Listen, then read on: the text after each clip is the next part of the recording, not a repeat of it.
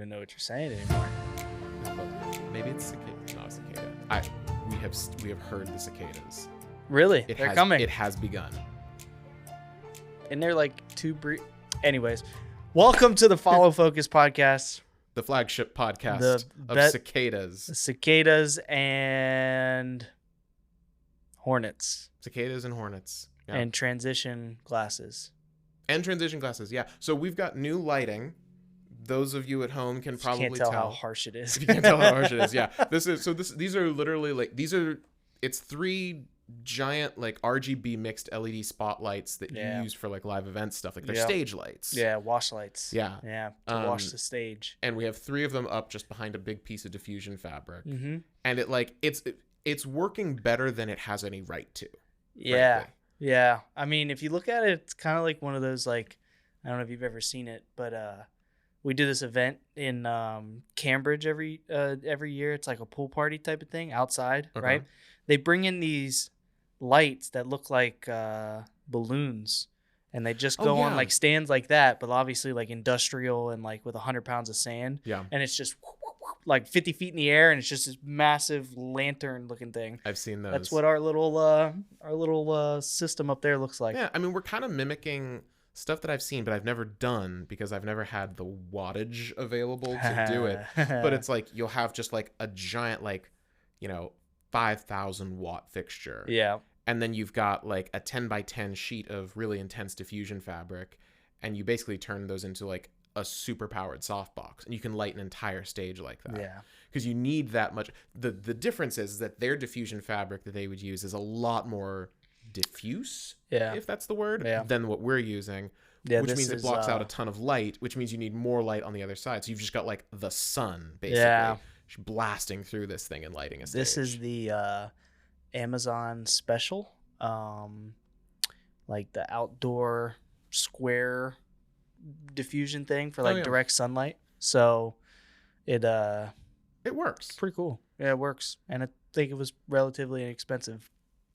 But you get what you pay for. Yeah, you get what you pay for. Especially, this is when I was early on, and you could go through that door right now and see the packaging because it was just in a black sleeve with all the plastic wrap and everything still on it. Yeah. So I hadn't used it. I bought it. I thought it was a really good idea. I thought I was going to get into doing some outdoor stuff and never used it. That's also like a really advanced, like even I've done a fair amount of like outdoor shooting, and I really haven't used much in terms of like flags or diffusion fabric or anything like that. Now, part of that is because it's a much more like kind of, it's a more advanced lighting technique. Yeah. But also it really requires you to have multiple people on set to like set up and manage, and it takes time. Yep. So, but yeah, we were talking before, I mentioned, I wonder, because this light is so like intense and kind of harsh, it's honestly not too bright, and I think that's why it's not triggering my glasses, because I have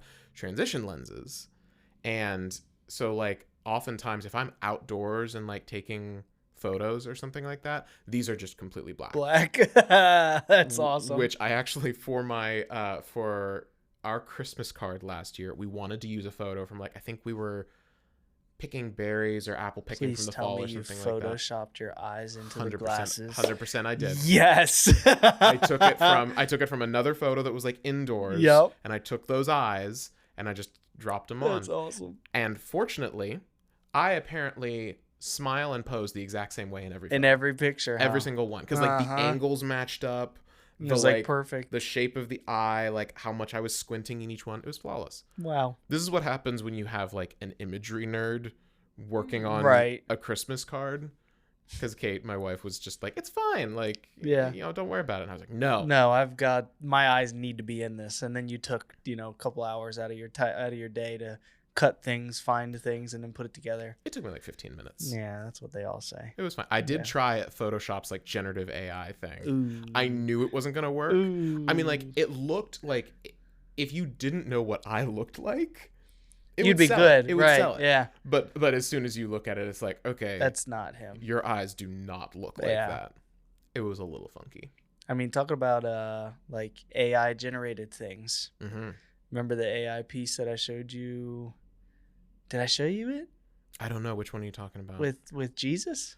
You did show me that. Did we talk about yes. that last time? I think we I talked. think I just showed you. You showed me. Yeah, I Yeah. think you showed me off camera.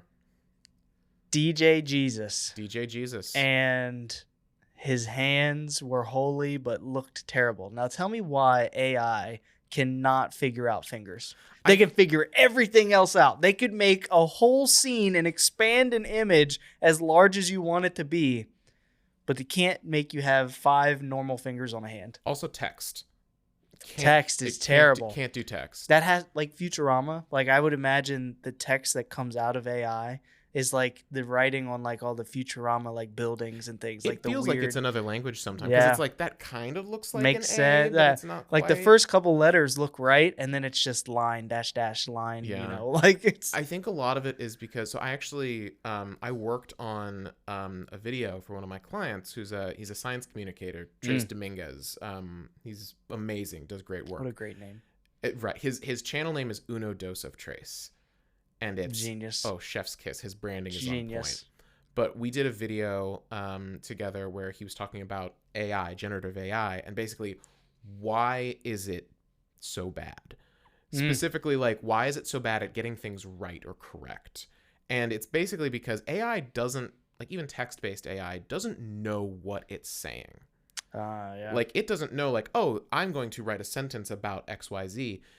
It basically just says, okay, I just said this word based on all of my like crazy algorithms happening in the black box somewhere. What is most likely the next word that should go here? And that's all it does. It just does that over and over again. Yeah. It has no context of what it's saying. So I think like, but it does the do. It does the do. Yeah. But I think that's the thing is like, it doesn't know that humans should only have 5 fingers. It just knows that when you see like one finger, chances are high there's going to be another one next to it, which is why you end up with like AI just being like 7 fingers on the hand. Yeah, Okay. That's my theory. That's very interesting. That's a good take on it. Yeah. Tying it back to video, Premiere actually, well, Adobe announced a few new generative AI features that are coming to Premiere, not Photoshop, Premiere for video. Wow. I believe they announced it at NAB. And it's kind of interesting because it's very much like Photoshop's generative fill. You select an area and you say, I want to remove this object or I want to add this object here or change something. And then it does the generative AI thing like Photoshop does of putting that in there. But then it actually like it tracks it, and inserts it. And like in their demos, it looks pretty legit. So I'm really curious to see what that ends up looking like. I'm sure it will also fail hilariously. Yeah. Multiple of course. times. Right. And of course, you know, we're opposites in the world of I will have the beta version and I will play with the whole thing, you know, and see what happens and then crash a couple projects a couple times, you know? I will have the beta version, but I won't do client work in it. I'll toy around with it. Like I had the Photoshop generative beta. But I won't. Like I always put the next iOS update on my phone, the public beta. Yeah. Always do that. Because like if my phone has to like restart or something like that, it's really not a big deal. Right. Everything on there's in the cloud. If I needed to reformat it or something, it's like I'm good. But like if I needed to reinstall macOS on my like laptop, suddenly it's like that's a lot of lost productivity. Yeah, the world will end now. Pretty much. Yeah. So I'm excited to try it. Yeah. But I will not try it in production. I will try it off on the side when I have some free time. Maybe. I actually had a thought when you were going on the me having thoughts. It's kind of crazy. It never happens, right? So it both doesn't happen and happens all the time. Often, very often. It was on the subject of, you know, you never had one of these light situations. Like you never got one of the outdoor standy, like whatever, right? Yeah. And I remember buying it because I was like, my camera just doesn't do well in the sunlight.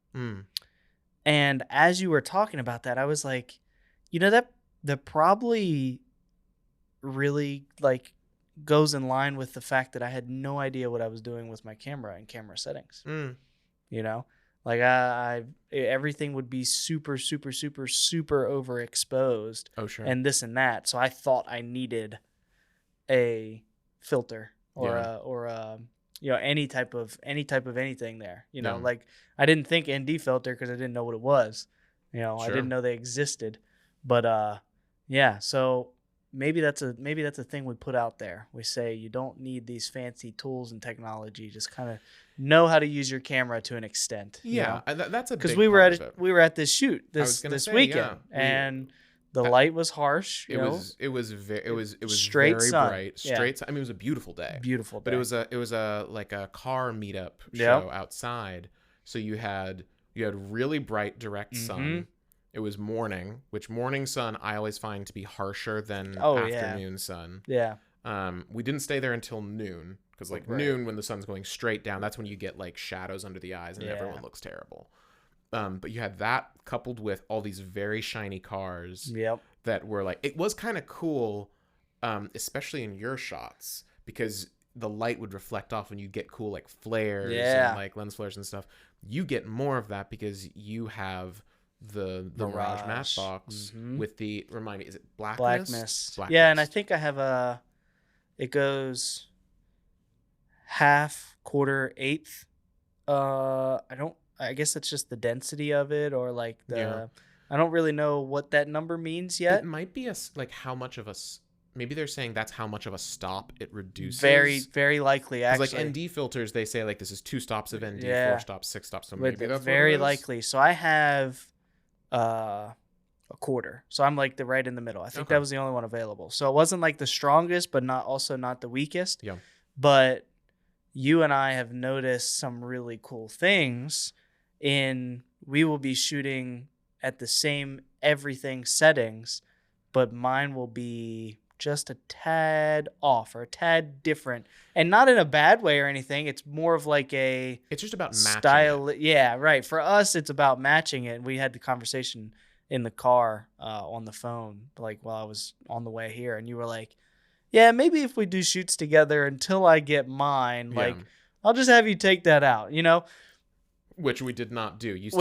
Not do. It's still in there. Yeah. So, but this is I mean, you probably won't notice the difference in like by the time you're seeing this if you're watching the visual version. Yeah. But like I noticed it really more because with these podcasts, because we shoot with both of our Blackmagic. So my angle is my Blackmagic, yours is yours, and then we've got one of our phones acting as the wide shot, which works remarkably well with the Blackmagic app, I will say. But when I was trying to match our 2 shots on episode 1, I realized there's a couple things. One, there's the obvious thing that when you put this mist filter over, because basically it's the black mist is essentially a sheet of glass that goes in front of the lens that has like it's I don't want to say that it's like fogged up. Okay, yeah. But it's kind of like that. And it's a black mist. There's a professional term, but that's if you don't know what a black mist filter is or something, or that's a very good way to put it. Yeah. Like a pro mist is like an actual like hazy white clear type of a thing. Yeah. The black mist is black, so it's got like a darker tint to it. But I think you're on the right track. So it doesn't it doesn't blur the image, right? Because you still get sharp lines. Yep. But it will. It's so close to the glass that it basically just manipulates the light. Yeah, it's sort of it's like spreading the light out a little bit before it hits the sensor. So like good example. This is more of a pro mist example, but if you've ever seen Barbara Walters. Like old Barbara Walters, when she would do her spots and she would be like talking to the camera, she's so like it looks like you're like in a dream or you've like somebody rubbed their thumb across the front of the lens. A way that you can do this, the old school way would be either like spreading Vaseline over the lens in a really thin sheet, or you can take a piece of like pantyhose and if you stretch it over the lens. It does kind of the same. It's kind of the same vibe. That's basically what a pro mist does, and then black mist is just that, but it's like it's darker and it's kind of manipulating the shadows a little bit. Yeah. But the side effect is that you got way cooler flares. Yeah. Because it kind of like it's not a lens flare thing, but it's like well, you can actually, I don't think your shot is wide enough, but our lovely lamp that we have in the middle here, True. that thing, you can actually kind of tell if you go back to episode 1 when your camera was a wide shot from the side. There's like this halo of light around it. Yeah. It's a very cool look. Yeah. And I think all of the filters in the Mirage system, I truly think they're more for style. Like they're more stylized filters. Yes. Obviously there's ND and there's practical things and things like that, but they've got blue flares, white flares, rainbow flares. They've got this one filter that literally looks like sprinkles are on the actual glass, right? And what it does, it just takes all the light and flares it in different colors and things like that. And then your mists and stuff. But the true like don't get a Mirage if you just want ND filters. Yeah. Like get a ND filter that screws on your lens. You can keep it there. Or get like a small rig matte box that is a little less expensive, right? But you can get specifically ND filters, right? And they still have stylized ones and things like that. But Mirage is like, their thing is like they want it to be. That's their gold standard. Yeah, their filters, is style. They have a wider variety of filters and they're probably higher quality. Yes.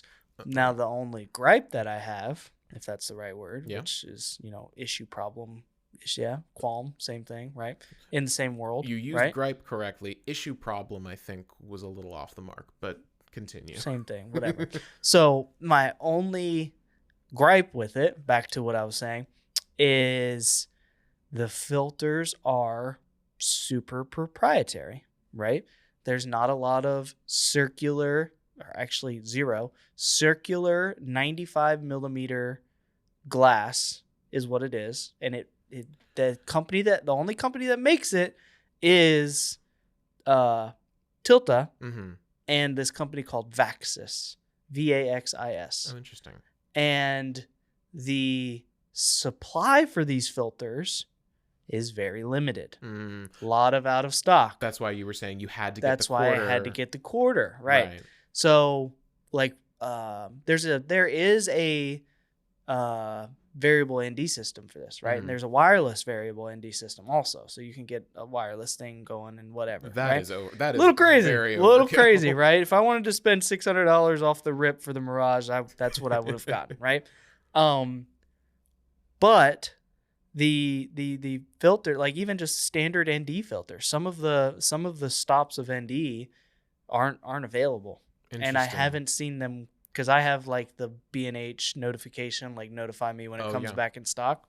Haven't got one yet. That's crazy. I mean, so it worries me, right? In the sense of maybe it's not working out for Tilta, and they stopped like making this super proprietary thing. I feel like the Mirage is pretty ubiquitous. That's what I thought. Yeah, that's what I thought. But it's like making me think, like, okay, why can't I get a 2-stop ND filter anymore? That is a little, like. So 2 things. One, I'm sure that the fact that it is a like specifics. I mean, calling it proprietary is kind of funny because it's literally just a piece of glass in a specific shape. It's not like, oh, the software doesn't work with this filter. Right. It doesn't have a specific like for the, hey, we're back with the follow focus handle over here, right?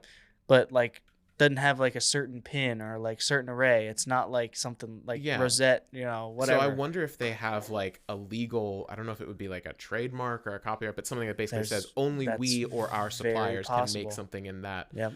Though that's never stopped people from cloning things before. The amount of Chinese clones of things like on Amazon or Temu or Wish. Yeah. It happens. It's still out there. Just not with that. Maybe there's not enough of a market for them to. Might not be. But I also find it funny because I haven't actually seen the filters out. Yeah. Because you haven't you don't swap your filters a lot. You leave your mist I have a standard. Yeah. So my actual box. So the cool thing about this too is that the matte box also can hold the standard 4x5.6 ND or filter. Which is a rectangular filter. That's what I would have assumed. And it can go, right? You could see it like kind of from here, the reflection. Yeah. I just have a clear thing on there for protection. Right. You know, but I can get. Now that I think about it, I can get that in an ND. The only thing is, it's so far away from the sensor. Adding so many filters, I'm gonna vignette. Right. Yeah. So that's my one problem. But it's just so funny to me that they're circular filters Yeah. for a rectangular matte box. Yep. That's very strange. I've been thinking about, because I mean, I like the look, and like as we are shooting together more, having it so that, you know, our angles match really nicely would be good. So I've been thinking like Mirage, but also I've been looking at, you know, I mean, we get a ton of stuff from Small Rig. Yeah. So we I've are been Small Rig fanboys. Yeah. So I at some point I need to sit down and look like, okay, what is the Small Rig thing? What's the difference? Yep. And what kind of supply is there? Because maybe they are in a more open standard, so like other companies will be making more filters for a Small Rig matte box. I don't know. But that comes back to what we were originally talking about the differences. Yes. Because in theory, you would think, okay, this thing it darkens the image a bit. So like for a situation like this where we're shooting the same thing in the same space, you know, you are irised up a little bit more than me. I'm at like 2.2 or something. Yeah, you're at like 2.2 and I'm at like 4.5. So it's I mean, that's more than double, half, whatever you want to call it. It's like 2 stops offset, and that might be the lighting is not consistent, so that might be part of it. Because it kind of defeats our whole, like, maybe it's like a quarter of a stop. It's a little bit more than that. True, yeah. And then it's affecting the quality of the light, the softness, the flares, and all that. But the other thing that I noticed, especially after the shoot we did, the outdoor shoot at the car show, I noticed two things. Okay. One, it seems to put a little bit of a green cast to your footage. It's very subtle. I notice it more here in a studio environment, but also I noticed it in your footage from the car show. So I'm curious if that is a known thing of like, the coloration of the black mist is not true black, it's like a little green. Yeah. So that's one thing I noticed. The other thing I noticed was that specifically outdoors, your outdoor shots, the shadows in your footage were like, normally when I shoot stuff, no matter, even if I'm like super overexposed, there's always shadows that are hitting at like 0% if you look at a waveform. So 0%, true black, stuff is like kissing down there. Your stuff, in a lot of your shots, not all, but a lot of your shots, your shadows ended at like 20%. And like I had to like, you know, I like was cranking in Lumetri, I was cranking the black point slider all the way down, and it still couldn't get it to the shadows that I wanted. Yeah. So that we were talking about, because it's weird, you would think it darkens the image. Yeah. So you would think it would darken the shadows too. Yep. So more research is needed. Because we were thinking maybe it's because of the outdoor sun, it reacts with the black mist. It like bounces the light around more. Right. And so it kind of like brightens the low end. Yeah, and it, because remember, you've got internal NDs, right? So you can kind of mess with that. Mine, I don't have NDs. Like that's one thing. Like I've literally gone completely around what I was actually wanting to do, which was get ND filters, and I got a matte box with a polarizer and a black mist. Well, they didn't have it. They literally didn't have it. And if I did want it, it was like double the price to actually get the variable ND thing, which I don't feel like I need variable. Right. ND, if I just get a couple stops, like I feel like I'm okay. Because we shot with this, which is something I was trying to get to earlier, and I totally, I just disappeared. Right. You're getting back to it. Like, we shot, and I don't have ND filters or anything, but our image was still pretty close, right? You probably added a couple stops. Like I don't know exactly what you did on yours. So this was interesting because this was like some of the most intense direct sun that I've ever shot in. Like there wasn't a cloud in the sky. It was just at direct all. Morning light. Sunlight. Yeah. So I was actually at the 6K Pro. My camera has 3 levels of ND that you can switch between. Okay.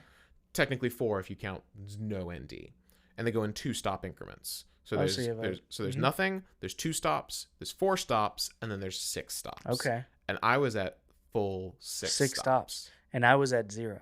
Yeah. I was at no stops of ND minus whatever you want to consider for the black mist. Yeah. Which is like weird to me, like Well, we were able to, but I changed my shutter angle or your whatever shutter it was. Angle was pretty different. I think I was at 30. Like as I was driving here, I think I was at a 30 shutter angle, right?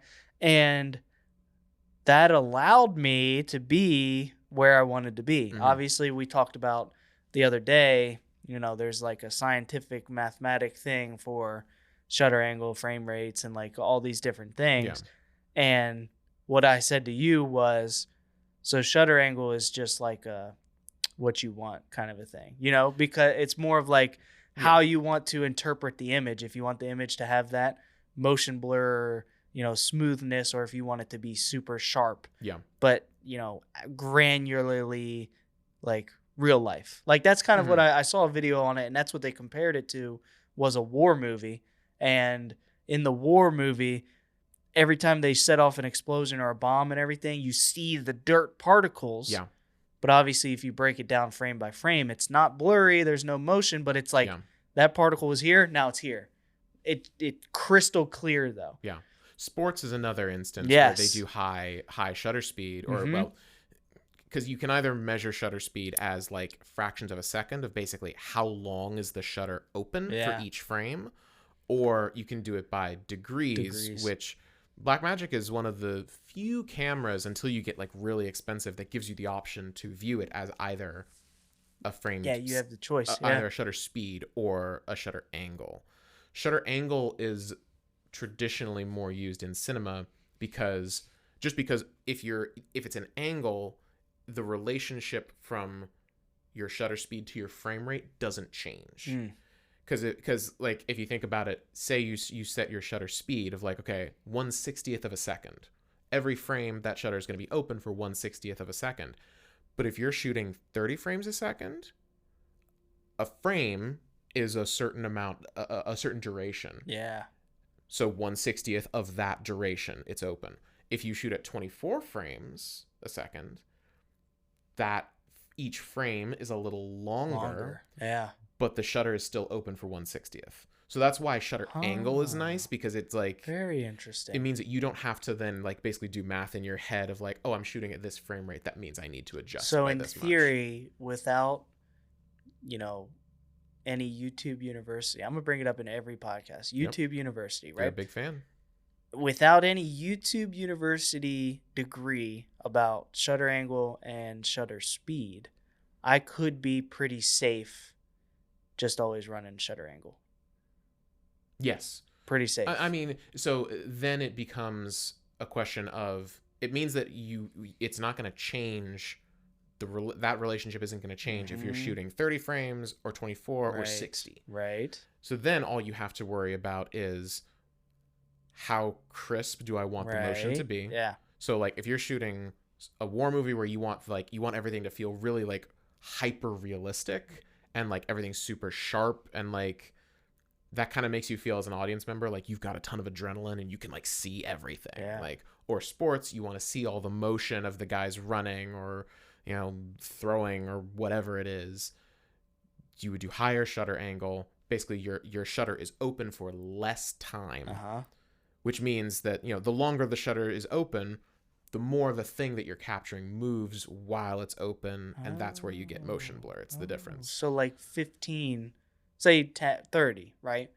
30 shutter angle means that is more for like sports and like drag racing and things like that. Because I'll be crisper and I won't get that motion blur when I'm exactly, because it's open for, and the angle comes from, it's an old school cinema thing. I also only recently learned about shutter angle. Like, you're welcome. When I got this camera, I started to like look into it. I'll just say you're welcome. It was me. Thank you. You're welcome. Yeah. Thank you for coming into my dreams and telling me what I needed to research. Before we even knew each other existed. Yeah. That's what I'm here for. I appreciate it. Yeah. It's because on an old school film camera, they didn't have a shutter that was like, you never have, if in a video camera, you don't actually have a shutter that's like opening and closing. Yeah. That would be very clicky and loud.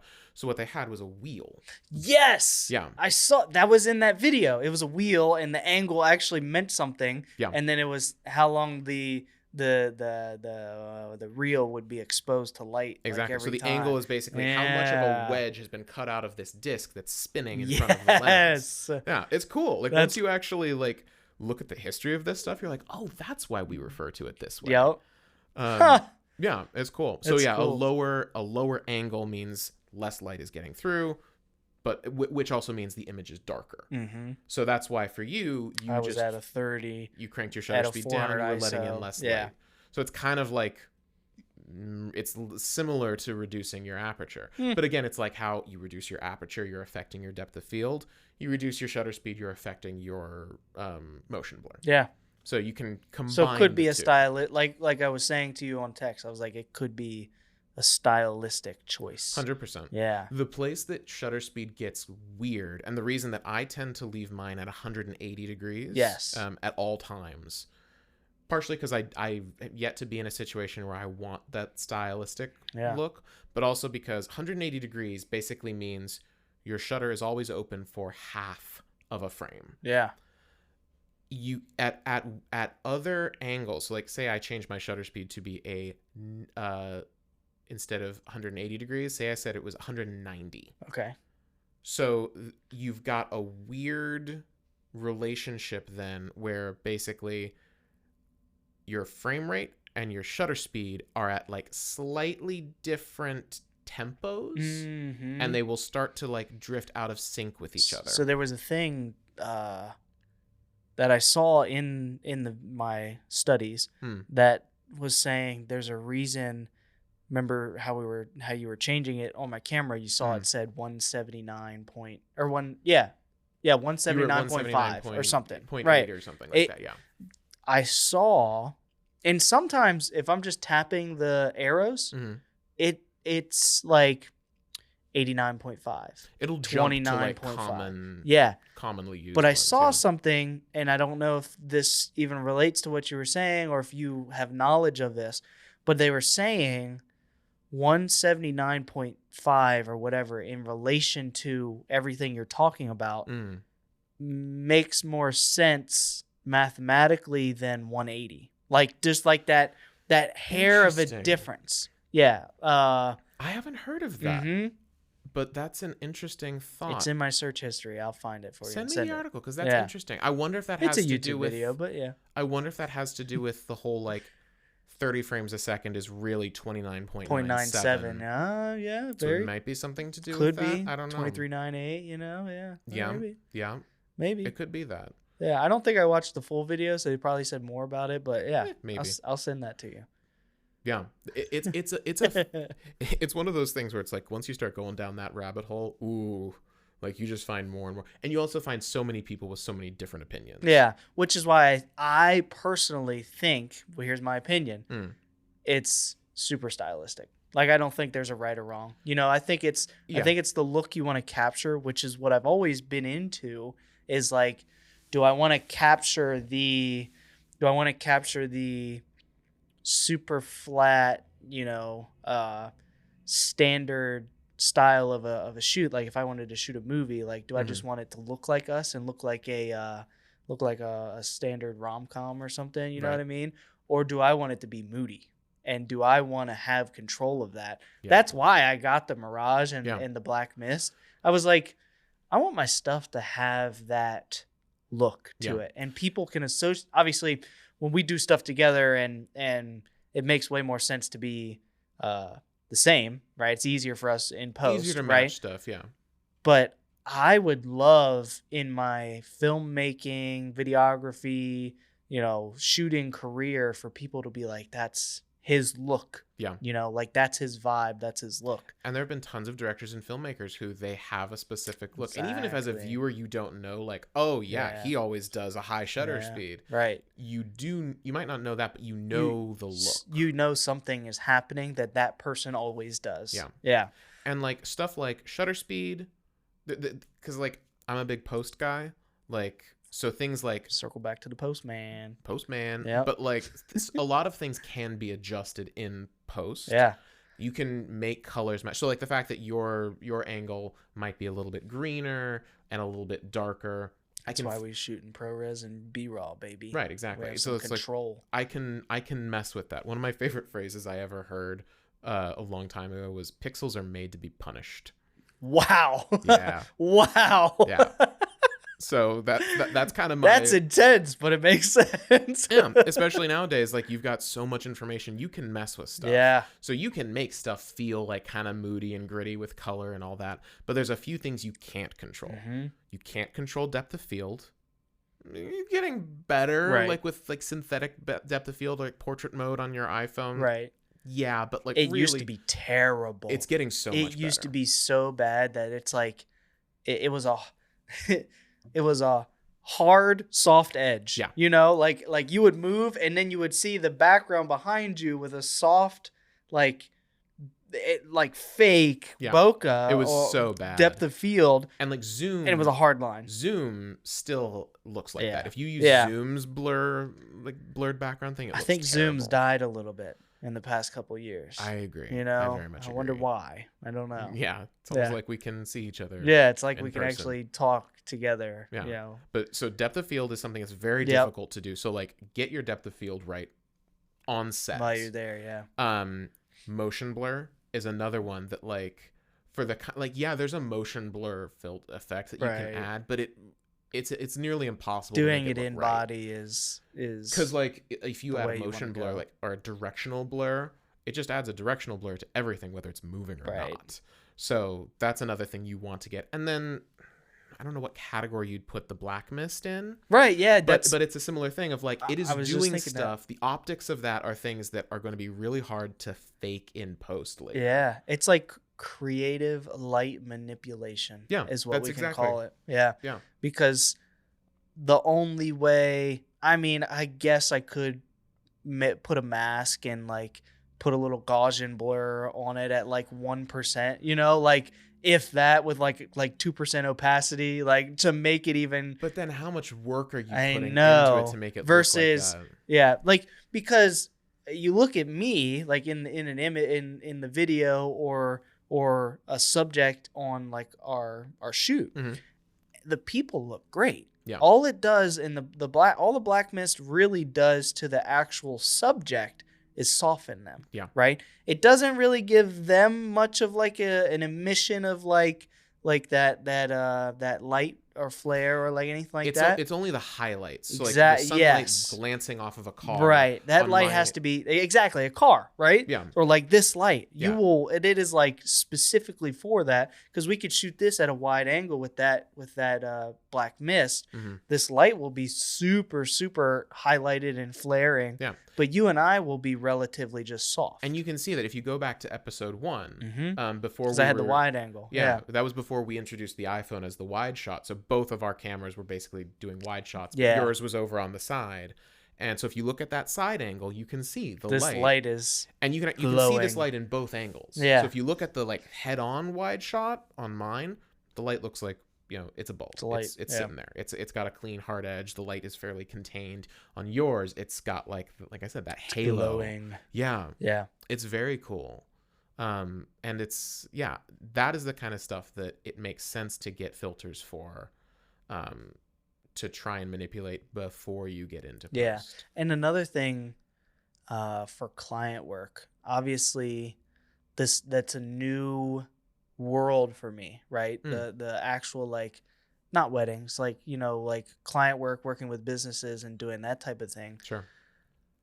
From what I've learned online, right? YouTube University. One thing, the matte box, you can sell your stuff. It costs more because you have a matte box. It looks the look of it. Yeah. Even if you got no filters in there, even if it's just a clear safety thing like I got on mine. Which admittedly, like a matte box does do useful things even on its own. Yeah. Like honestly for outdoors, like it's blocking that direct sun or even the flares from lights. It's literally the bill on your hat. Yeah. That's basically what a matte box is. Yep, exactly. But it's one of those things that people just like associate with, oh, that's a fancy exactly camera. So then that comes right back into my second point, which is the black mist like is not what you get in everyday, like if you go buy a Canon T6i or something and try to shoot a video with it, it looks good, it's crisp, it's sharp, right? And you can still get bokeh with it, obviously, or like a depth of field. I keep saying bokeh. Depth of field with like a certain lens or something, right? Oh, sure. But if you add a little bit of that softness, it looks like it's coming out of a camera that can shoot a movie. Yeah. You know, and that's what people would associate it to, is what I've learned. I haven't experienced it yet. We together we do have a client that does not like depth of field, or well, it very much depends, right? Because like I love shallow depth of field, and like whenever I'm a sucker for some, I think most film people like if I could have this thing at the 1.2 right now and just have like literally I think at 1.2 I could only get like this plane in focus. You know, so it's super, super good if I just want to focus on like an object. Yeah. Person, not very good. Not so much. And that's more of the client we have that doesn't, that like they're setting up like a studio thing, kind of similar to what we're doing here. But they've got angles where basically they're concerned of like if the depth of field is too shallow. If someone leans, which or I should be blurry on here. You know, yeah. A little bit. You kind of are. Yeah. We're irised. We're irised down more because of the lighting in here, more so than we usually are. But yeah, you're probably like a little blurred on that. Yeah. So that's their main. But yeah, concern. that's like one of their things. But stylistically, when I shoot stuff for them, I do stuff on shallow depth of field all the time. I do rack focuses and all that. They love that. You are a fan of the rack focus. Oh, I'm such a fan of a rack That is focus. your favorite. You are what I've observed, a rack focus man and a pan man. Yes. You are a rack focus pan man. That's true. What am I? I was just thinking that. And I feel like I haven't seen. Wow. I haven't seen as much, especially if you're raw footage. I get it. It's fine. Because like we shot that wedding together. We both shot a ton of stuff. Yep. You edited it, so you saw all my raw stuff. I only saw the stuff of yours that like made it into. I only used, actually, reality. Yeah. I only used like 5 of your clips, and it was nothing against you. No. It just you know, most of your stuff was, you've never really shot weddings. Never shot weddings, and I also knew that like you were getting. I was main guy and you were B cam. Yeah. Right. So my eye was very much looking for like those specialty like close up and like more stylistic shots. Yes. More so than I probably should have. They fit well, right? I guess in theory I did use like 4 or 5 clips of like the candy and like all that stuff. But I only used a couple of your shots. But my favorite shot of yours was the rack focus of the flowers going up the staircase. I was like he has the hint and has the essence of what he should be getting.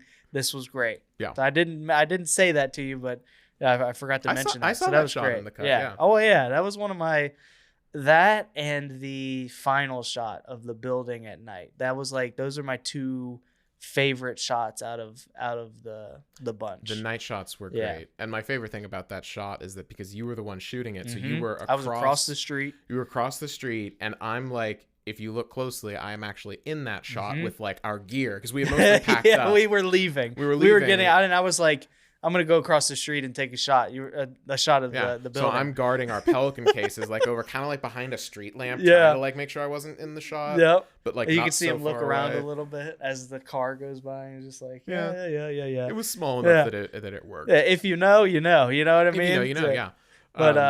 But yeah, that in the wedding world, the mist is a good thing because it's dreamy. Like you get that dreamy it romanticizes. Look. Yeah.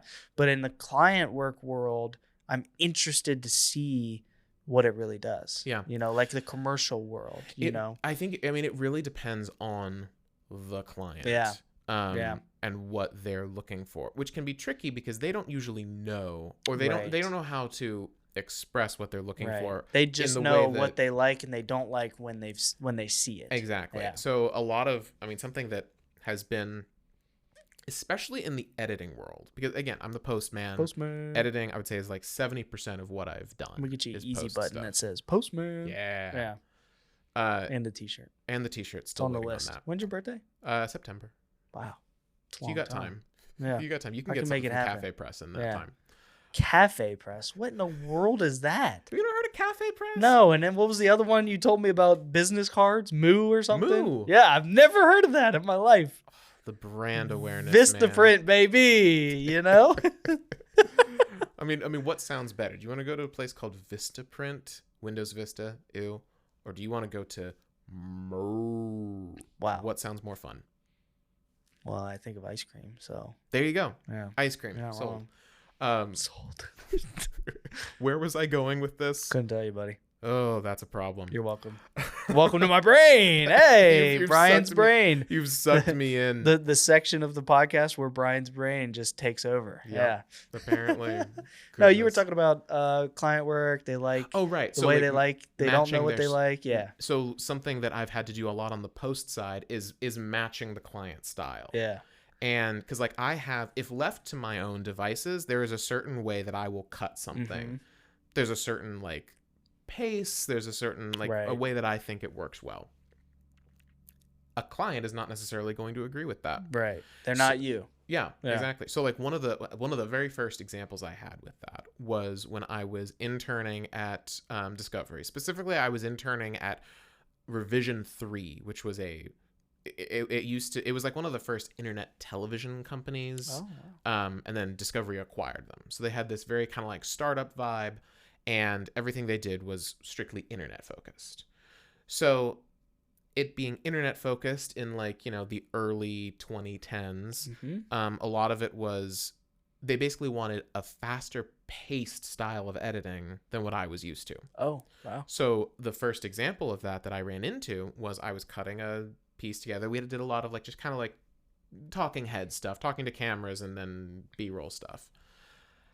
And I did a cut of something, and they looked at it and they're like, cool, that's great, but remove all of the breath.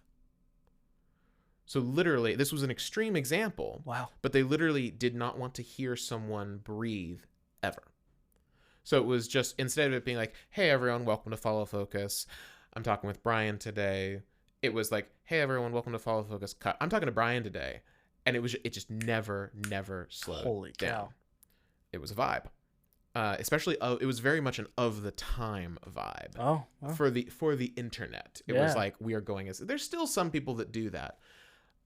That is a much faster pace than I would choose to normally.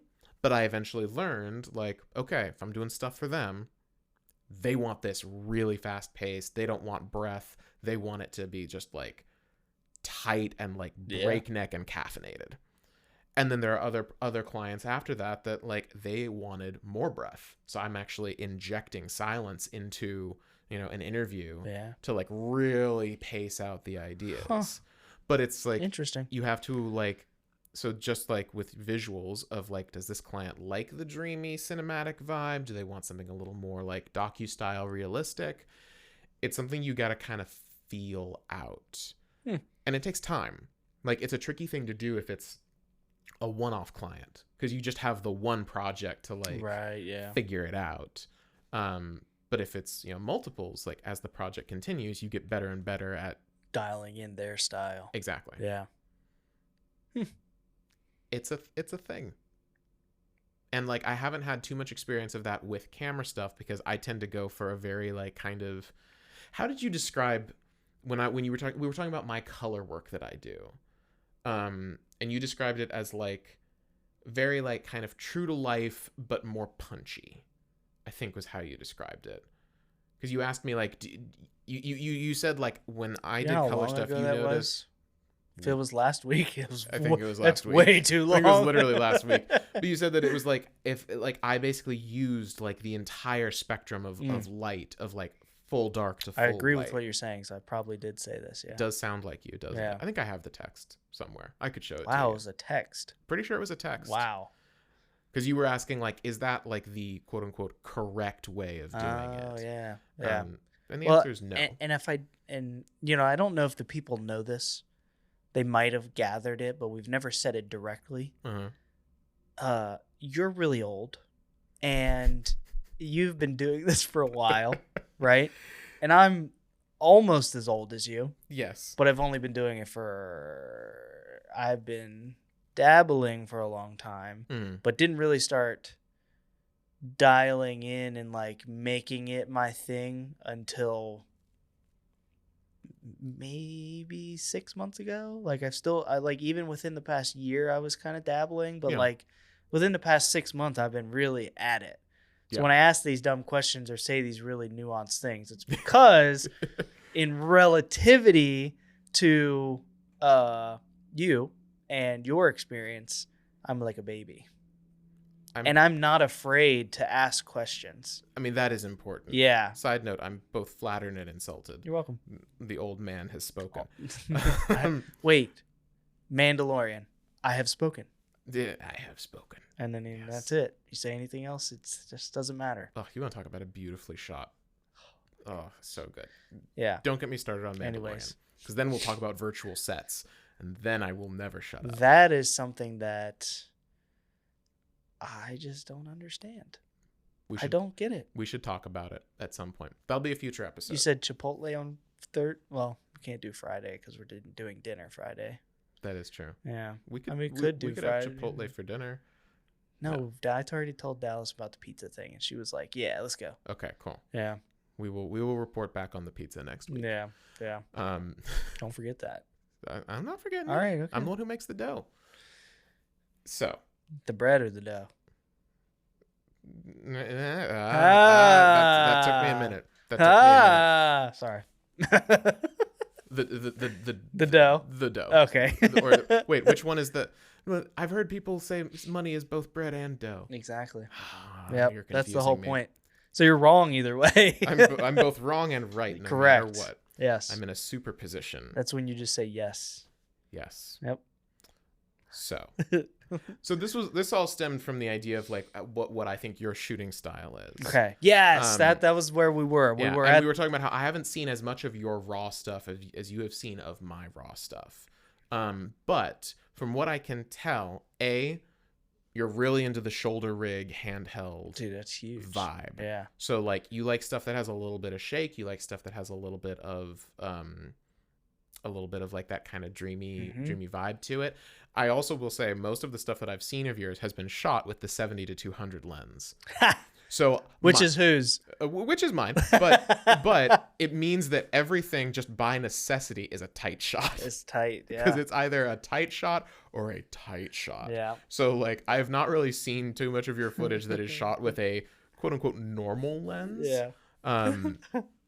Which is funny because my go-to is always my 85. Yeah, which is really is. Which is still tighter than I go usually. When I had my Canons, my go-to was a nifty 50. Yeah. Yeah, like a 50 is a great one. I had my original 2 lenses that I got when I got my Blackmagic, and I had to get Canon EF lenses for the first time. I got a nifty 50. Which are only a Canon Nifty 50 is like $120. Yeah, they are so cheap and they look fantastic. So great, yeah, so good, so good. But then my next one was even the new ones aren't that expensive. Like the RF 50, like the RF nice 50s are still only. I think it's because it's such a two staple. Couple. Yeah, like yeah, and I mean it's a prime lens. Yeah, so you're not. It's not a zoom lens. It's nice and compact. It's a lovely like go-to. But for a lot of my shooting style, I tend to want to get wider, a lot wider than that. So my go-to daily driver, which is on my rig right now, is an 18 to 35. It's a Sigma. The Sigma 18 to 35, which is it's lovely. That thing is a workhorse, especially if you are shooting stuff in tighter environments, tighter quarters. Like, for something like this is about as like close as I would want to get with it, or that you can get with it. Yeah. For a situation like this, ideally, I should actually probably bring my 50. It would work. Yeah. Yeah. It definitely would work. But like this one, I can get the camera closer. Yeah. But I tend to go wider. You tend to go tighter. Yep. You also tend to, in your framing, and tell me if I'm wrong about this, but you will get really tight, and you will actually like kind of. You'll almost crop the subject out just a little bit. Yeah, I fill the frame. Yeah, you fill the frame totally. I always err. Just my gut is always like, oh, I don't want to cut anything out, so I will err on the side of like, Yeah. get close, but still have it like Yep. fitting within the frame with some space. So now, I think personally it's more on the like what do they tell you? You want eye line on the top Top third. Yeah. right? If you go eye line on the top third with a 70, I was probably at like 95 maybe when I was shooting a couple of those interview shots at the car show or at the car meet. If I go eye line with that, I am capturing, if I'm like top third, right? And I'm not filling the space fully. I am like collarbone to like having this much headroom at the top. Yeah. No, you need to. So when I fill the screen, it's actually just out of the necessity because if I don't, it looks so weird. Oh, sure. You know? And again, I'm saying that because like most of what I've seen has been you with the 70 to 200 or an 85, because even an 85 for my like this is like as much headroom. I mean, that's framed pretty well. That's pretty normal. You're also on the other side of the room because you have the 70 to 200 on. No, it's 85. Oh, that's your 85. See, even an 85 is so, but an 85 is so much tighter than I'm used to. Like my first two lenses were 35 mil is my like is the tightest I can go until I'm switching to a 50, and the 50 is like my tight. I love your 70 to 200 because my gap is 16, 24, 85. Yeah. So I can't like I shot my test video on Instagram testing out the Magic Fizz that we talked about last time, right? And I had the 24 on, but the like I don't know what it was about it, but I love depth. Like I just love depth of field. I mean, a higher focal length you can get. Yeah. So when I was playing with the 24, I was maybe 2 feet away, like from the camera, and I felt like I needed to be that close in frame to get the look that I wanted. Yeah. Right? I had a hard light. Well, it was kind of softened by the black mist, but coming from the back, and then that was just how I was lit with it, and I was super tight on the camera. Yeah. I don't know why. It's just what I like. Like that's my like. Everyone's got an aesthetic. Yeah, that's what I like. I mean, that's what you were talking about. You want to have a look that like, is distinct enough that people can associate it with you. Now another thing. Where was I going? We were talking about the having a look, right? And I think that I was talking about my different lenses, 16, 24, 85. I think I've been forced into that tight angle. Forced, right? Because that's what I have. And everything that I do, 24 just seems too wide. 16's obviously wider. Right. And then I'd have an 85. Yeah. So I think I've indirectly taught myself that that's the look that I want to go for, and that's what I like because that's what I can shoot. Yeah. That's literally been the only tool that I have is that 85. Yeah. Well, and like that's the kind of stuff that you shoot, like weddings.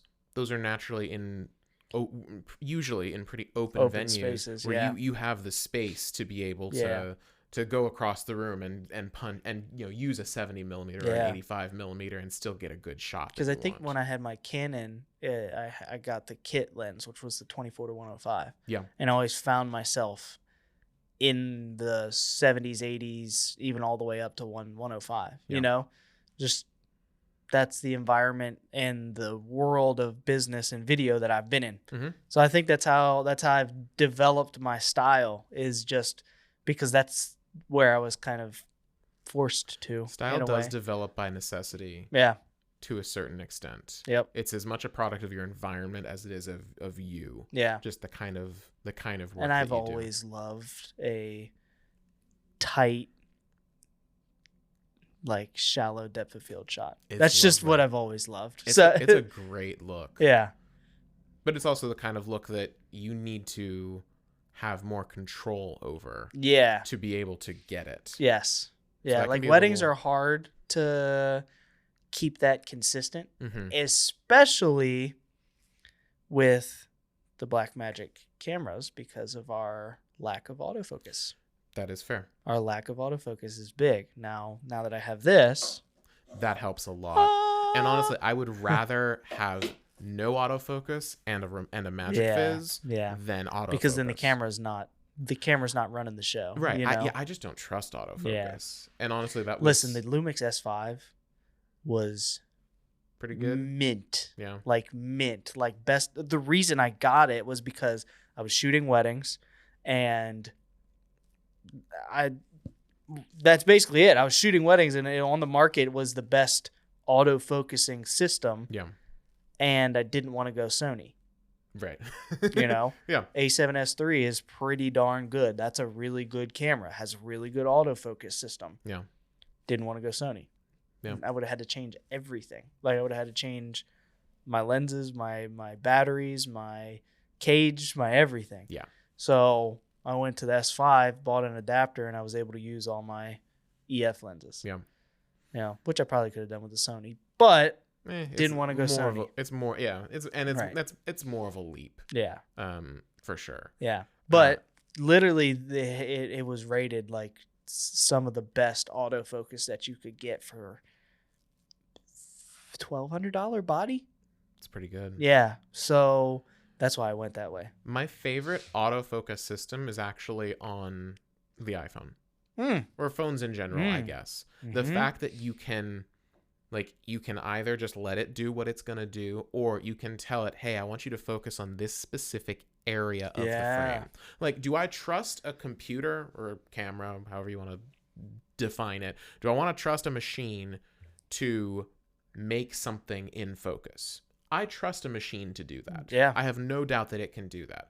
The tricky thing is, what does it think should be in focus? Yeah. Especially when you're talking about shallow depth of field, because, you know, if you've got like a close up and you've got someone like, you know, on the far right edge of the frame, and it starts to focus on them, then you lose your whole shot. Exactly. Unless it's your style and you're being stylistic or creative with it, which is what some people try to throw out there. Yeah.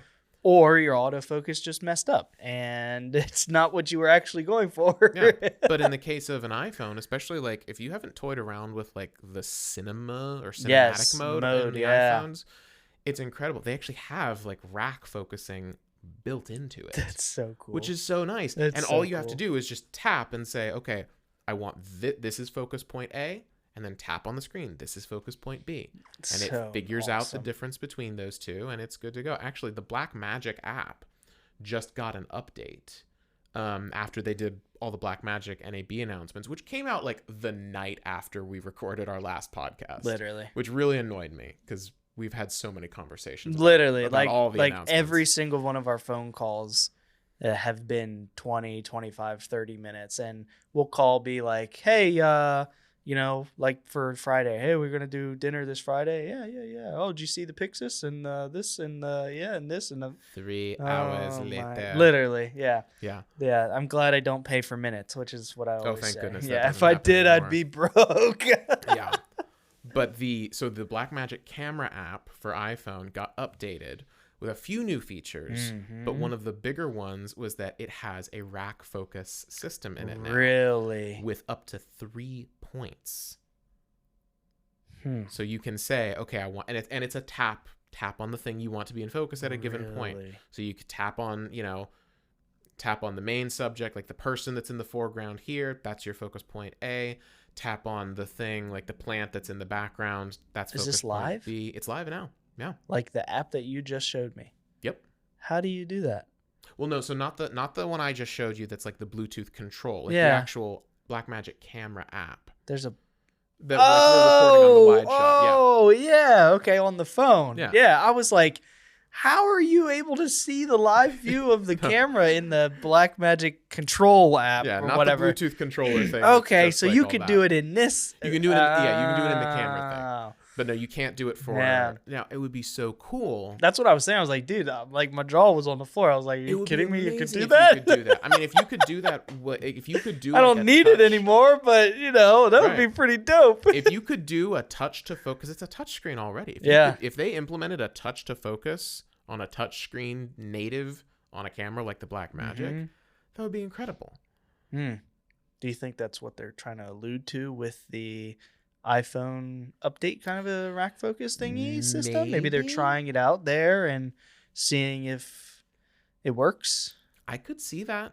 I could definitely see that because we talked about it last time. They have that 1 point like autofocus, like it'll focus to the point that but even then it's like you can't tell it what to focus on. It just picks. So yeah, that kind of autofocus in general is like really I do not trust it. Yeah. But that would be amazing if they could implement that. Oh. Even if it relied on like an external LiDAR sensor. Right, yeah. Because that's the one thing about like a LiDAR autofocus. Like, cool, it's got, laser radar and all this fancy tech. I still have the question of how does it know what to focus on? The video you showed me, Justin Porter with the RS4 focus with the LiDAR. That was crazy. It's crazy. It popped up on my feed like 6 more times after you showed me. And I watched it every single time. For those of you who haven't seen the new RS4 gimbal from DJI that they announced at NAB, along with it, they announced a LiDAR-based focusing system. So it's got, which they already had, but it's like a new version of it. It is now tied into the gimbal so that not only can it pull focus automatically, it will actually track the subject. Yep. Which is insane. So you've got Justin Porter, who's like, both of us. Favorite person. Both of us, we love him. Justin, we love you. Yeah. I'm tagging him in that. We're making a clip. Heck yeah. Yeah. Maybe he'll send us a Pixis. He's just maybe. Hey, he's red, so he doesn't have a need for a Pixis. I know. So. What a big ask, But he's just holding the gimbal. He's just holding it still, and his subject is like walking around, and the gimbal's tracking. Yeah. He's like, get down on the ground. He like ducks to the ground. Thing ducks down with him. Crouches, walks up. Yeah. And he starts walking away, and it's still like he's not even paying attention, looking at the whole system, and it's just following him. It's insane. Now my question then is still the same of like, how does it know what to focus on? How does it know what to track? Like, do you like select the person and like tell it like lock onto this subject and point this? Because like there are drones that do that. They have like the follow thing and they optically follow you around. It's a software type of a thing. You know? I'm just curious how much control you have over what the computer thinks you're trying to do. It could have been somebody off camera that like had the app for it. Like a Ronin app. Maybe if they developed something like that, that's like tied into like a Raven Eye, because that's how the one system. When I bought my RS2 Pro, I think I got the Pro. I don't even know, but when I bought it, it came with the Focus like package. Like came with everything, and it had this little device that hooked into the bottom called a Raven Eye. Okay. And you could connect your phone through an app to it via Wi-Fi. It was like a 2.4 gigahertz signal or whatever, and it would give you controls and a live feed of the camera at the same time. So like a drone. Yeah, exactly. That's what I was kind of alluding to, is maybe the new one has it already like built in. Maybe it already has its like own frequency. It doesn't need like a separate system plugged into it. That would be and cool. Then it's getting that feed from the LiDAR's data or something. Maybe so. Yeah.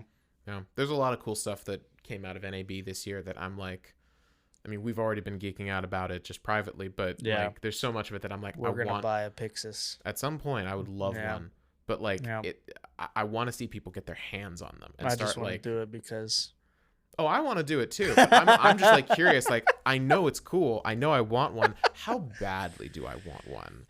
And like, what kind of things can you do with it? So I guess my thing would be, I already plan on like within the next 6 months, most likely, right?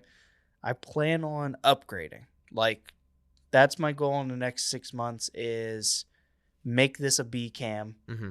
or a podcast room camera. Yep. And basically go to the next best thing. Because you'd right? been talking about like the 6K, 6K full frame. Exactly. Yeah. And the Pixis has the 6K full frame sensor, right? It's already that. It's basically a 6K full frame in a different body box with a couple of extra like goodies thrown in. Yeah. And some more connectivity. And that is like I look at the 6K Pro, right? And see what it does, internal NDs and things like that. Shooting outside the other day made me be like, okay, like are internal NDs and ND filters like super priority, or is, because it's better dynamic range too, right? It has 2 more stops. So it is technically it is a different sensor. I mean, I don't remember if the 6K full frame has the same dynamic range, if it's the same exact sensor, but it's more than the 6Ks or the 6K Pros. I know that. So, but I don't think I was looking. I don't think the Pixis has internal ND. No, it doesn't. Yeah, it does not. But frankly, that's an easy thing to add with like a matte box or whatever. Yeah. It's convenient. Yeah, for sure. Have it right there at your fingertips. Yeah. Yeah. So that's kind of where I am. Is like within the next 6 months, I want to buy something that is, because mine, original 6K, it's been out for a while, whatever. Like I got into an older system when I bought that camera, right? And essentially I want to be up with the times, as we can say, right? So I'd be super interested in figuring out if I want to go like Ursa 12K, Ursa Mini 12K, or, do we just go big ball it and get the new Cine 12K, right? Something absolutely freakishly incredible that we probably wouldn't even know how to handle at the beginning. And that's $15,000. Yeah. It'd be like that, It would be. It's a business It'd expense, be like that, right? Yeah. But but something like that, or do I just kind of just go with the new system in the Pixis? Yeah. That's why I'm really curious to see what the hands-on stuff with the Pixis is. Dying to see something. I know. I think they said dying. I think it's shipping in like July. Okay. So this summer people will have it a little bit before then and do a little review on the drop date. That would be cool. It's usually how it goes. Yeah. I imagine we'll start seeing that and like test shots and stuff. Yeah. That's the thing I'm really. So that's what I want. I want to see, because we had talked about it. Now it's not a Alexa Mini or an Alexa 35 or anything like that, but it has the dynamic range in the realm of that. Yeah, in the realm of those. It's like 13 stops of dynamic range versus 15. Yeah. You're getting close. Yeah. So for the price, that's where I'm at. Is like I want to see those comparison shots. Not that I'm ever going to shoot with a Alexa or any of those types of things. Maybe be cool to have the opportunity to shoot with something like that. Yeah. But if I can get something relative to that look in the form factor and price range of what, that's Blackmagic's whole backing of their business. Yeah. Is how can we get, Hollywood grade cinema filmmaking equipment to the freelancer, small business filmmaker, or like everyday type of person budget, So if we could get a camera that's relative in the look of like an Alexa 35 or something like that for less than $3,000, that's worth it. 100%. Yeah. Yeah. And I think what's the body of the original 12K? It's like $6,000 or something like that. Like around $6,000. So that's what I would really like to do, is figure out what the next camera is for me,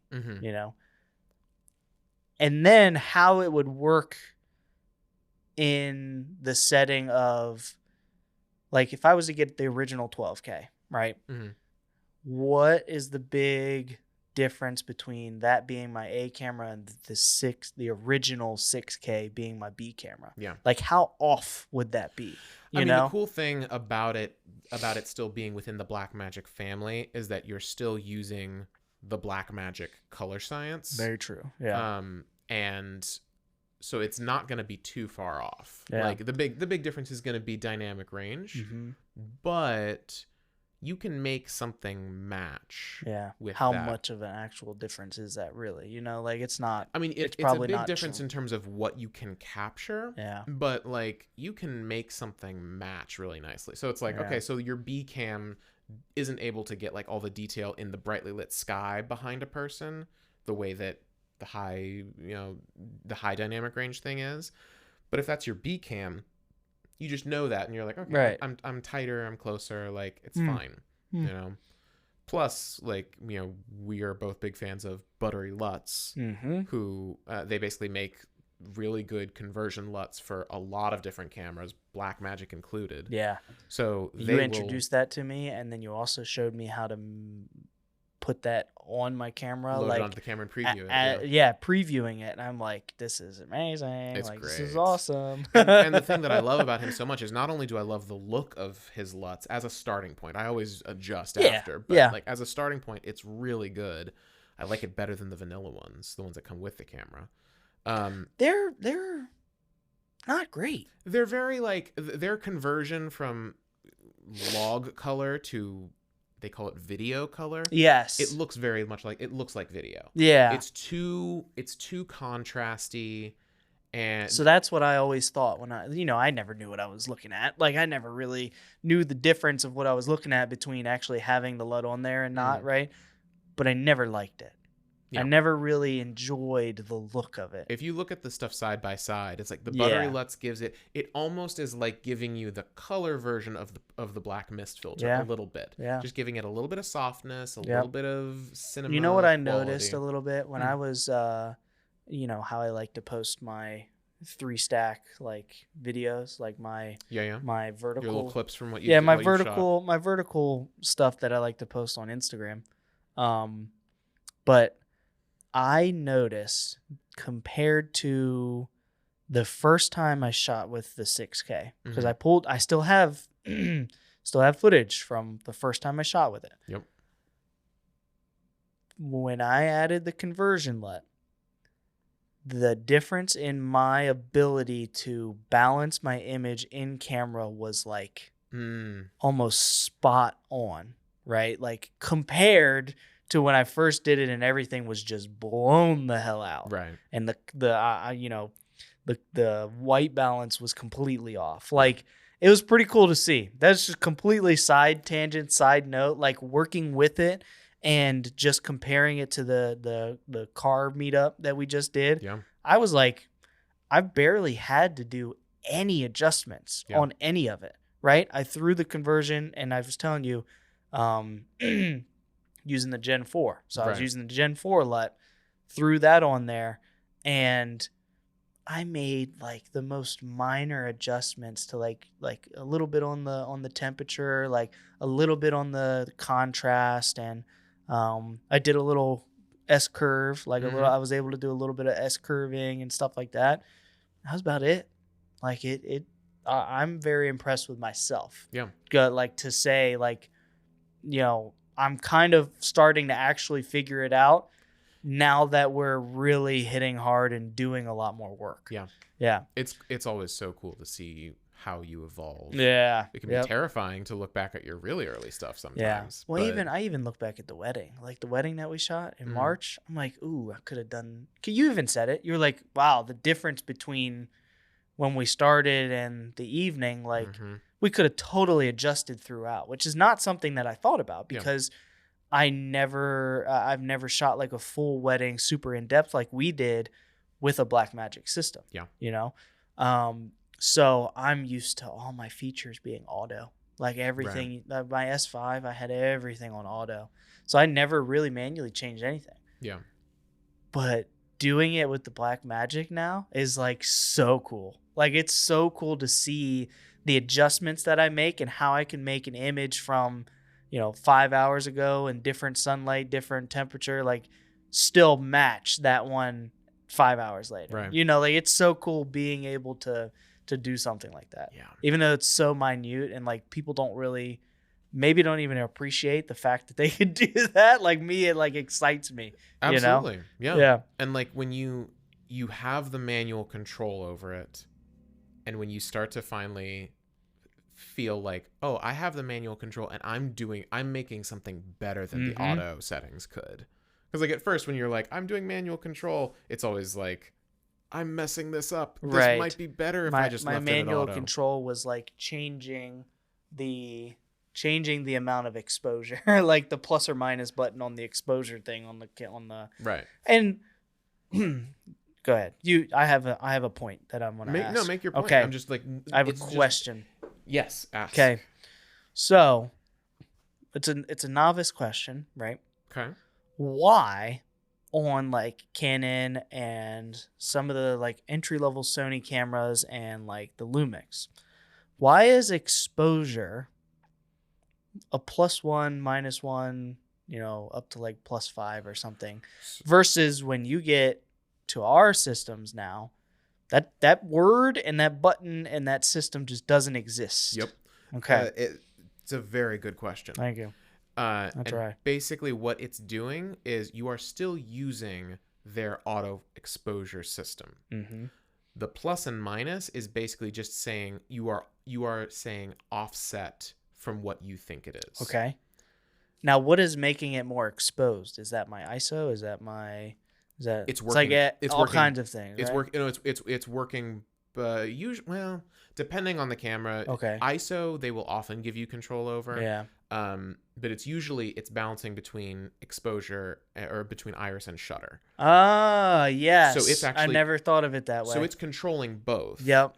And so like because there is shutter speed and stuff like that. Totally. Ah, so yeah, that comes together now. And on a still camera or like a DSLR, yeah. you'll often see there's like, besides like auto, there's like full auto and then there's full manual. Yeah. And then in between on the dial, they'll have, I think they usually call it like AV or TV or something. Yeah, like that. yeah. So that's, they call it aperture priority and shutter priority. Yes. So in that instance, you are basically saying, okay, I want control over the aperture priority. I want control over the aperture because I want control over depth of field, as an example. Yes. And you're basically telling you're telling the camera, okay, you are still in control. I don't want to think about shutter speed. I will tell you what iris I want.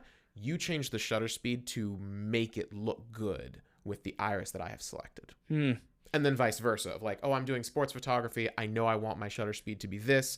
Change my iris to do both. The term exposure is like encompassing your ISO, your shutter speed, your aperture, and all that. Yeah, because it has to, like, in terms of like the historical. I feel like an idiot, but also at the same time, it's like, no, they purposely obscure this stuff because they're trying to make it so that it's like it's easy for someone to like pick up a camera and do stuff, but then they don't actually understand like how it works, right?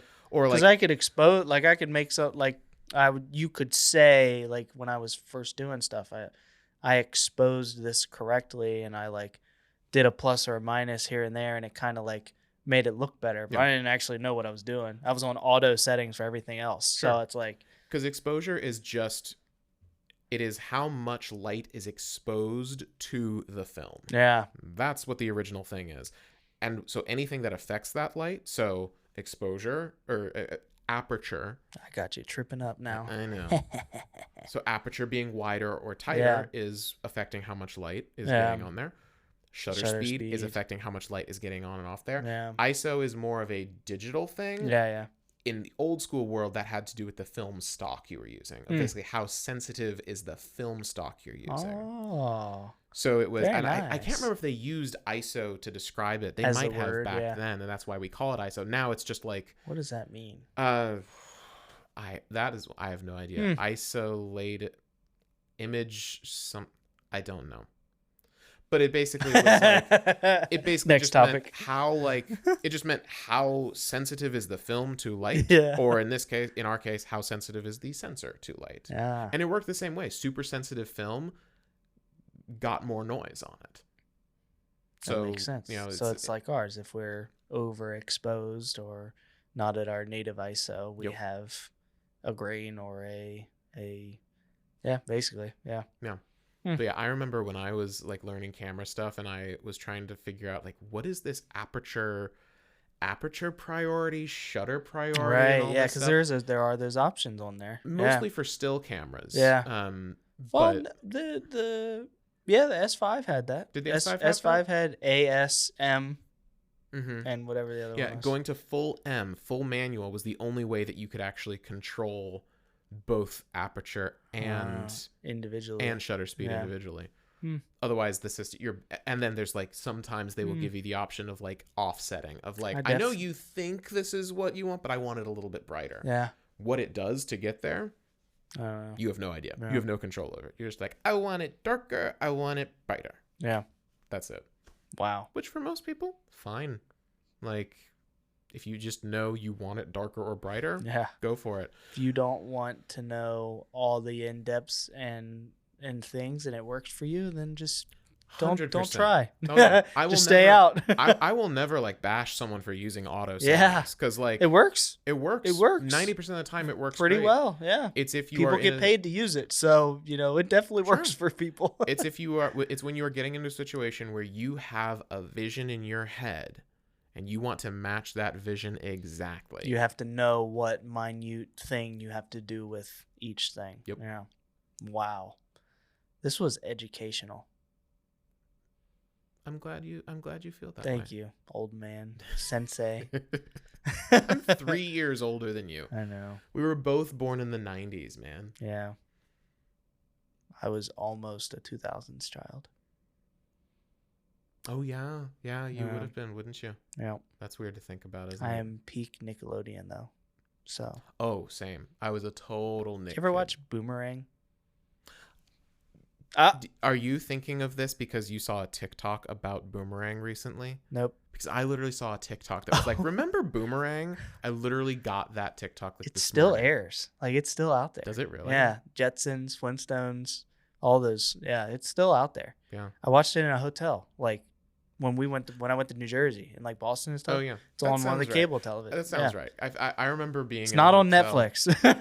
Yeah. I think they have a lot of those on like, because I know that like Warner Brothers Discovery now has a lot of the like Hanna-Barbera cartoons in their catalog. Dude, what a great era.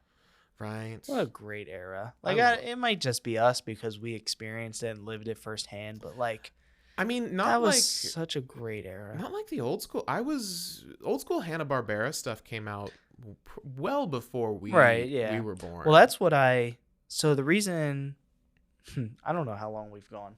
Oh my gosh, it's almost 9:00. This is a long one, probably. Well, you're the one editing this. I know. Enjoy. I will. We should wrap this up, but let me finish this thought. So my favorite thing to watch was Scooby-Doo. Original Scooby-Doo. All the VHSs, I had everything for it, right? And I think Scooby-Doo only played on Boomerang, like on cable TV. And that's how I got into all of those shows and like knew about it. And my grandparents, they only had satellite TV and a PlayStation 1, and we couldn't play the PlayStation 1 like after 4 p.m. because they'd be going to bed. So we would watch Boomerang and stuff like that. But that is an iconic era of television. Yeah. Yep. Truly. And we will never recapture it. Nope. Not in the same way. And I hated watching it when I watched it. Oh, you don't know what you got till it's gone. It was terrible. Yeah. I was like, man, this sucks. Watching the Jetsons and their, 3-pixel glory. And I'm just like, wow, this is slow. Like everything is so slow. Oh, yeah. Oh, it's insane the pace difference. Yeah. If you want to see like slow filmmaking, watch the original Star Trek the motion picture. Oh boy. And tell me that those first 20 minutes do not drag. They are gorgeous, but it literally takes them 20 minutes to board the Enterprise because it's just slow tracking shot after slow tracking shot. The pacing is so fun. It's also them being like, we paid a lot of money for these special effects shots, and you were gonna sit down and you were gonna watch love every them. frame. You're gonna love all of it. Yeah. Wow. Yeah. Old school stuff's great. Yeah. Before we start, it's ironic that we are talking about things being slow paced when we've been going for this long. Yeah. So why don't we? I mean, we've kept the pace up, but let's leave the people wanting more. Hey, cool thing. Over. No, this is relative.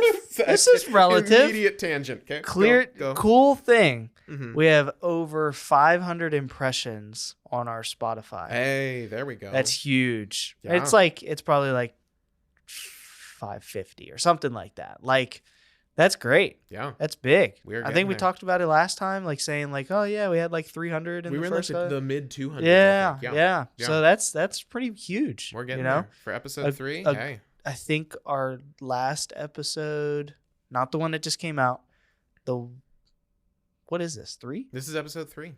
So 1 has like 10 plays or something like that. That's great. Yeah. That's huge for nobody knowing, nobody having a clue who we are. Yeah. 100%. And I think the one that just came out today was like 4 or 5 when I last looked at it. That's great.